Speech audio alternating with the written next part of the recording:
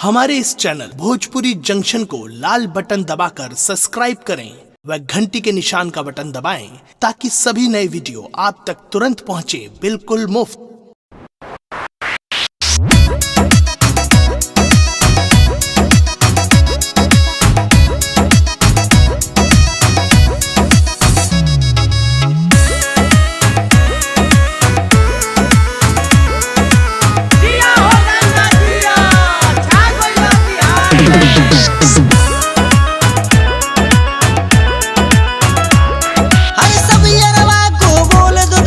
रुपया सब मिलाएंगे, ठीक है।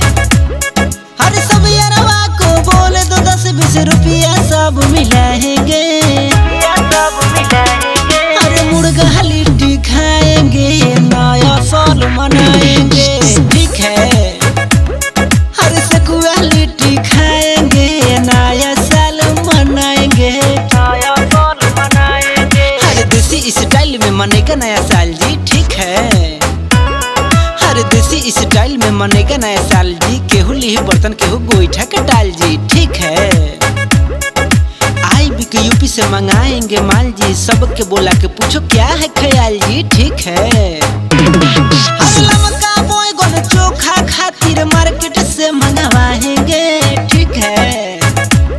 हर भंटा बैगन चोखा खातिर मार्केट से मंगवाएंगे। मुर्गा लिट्टी खाएंगे, नया साल मनाएंगे, ठीक है।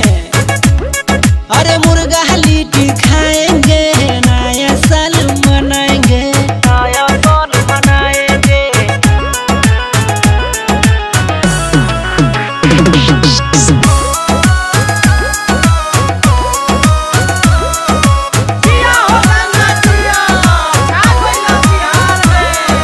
धनिया के पाता के चटनी बनेगा, ठीक है। अरे धनिया के पाता के चटनी बनेगा, आम के खटाई लहसुन भी मिलेगा, ठीक है। डबल नजरिया के बाजी खूब गीत जी, मुर्गा के संगे बनी खसियों के मीट जी, ठीक है। बबलू बेदर्दी को अपना पार्टी में बुलाएंगे, ठीक है। अरे लाल बाबू सुबोध धनंजय को पार्टी में बुलाएंगे। अरे मुर्गा लिट्टी खाएंगे, नया साल मनाएंगे, ठीक है। अरे बियर खूब गटकाएंगे, नया साल मनाएंगे, नया साल मनाएंगे, ठीक है।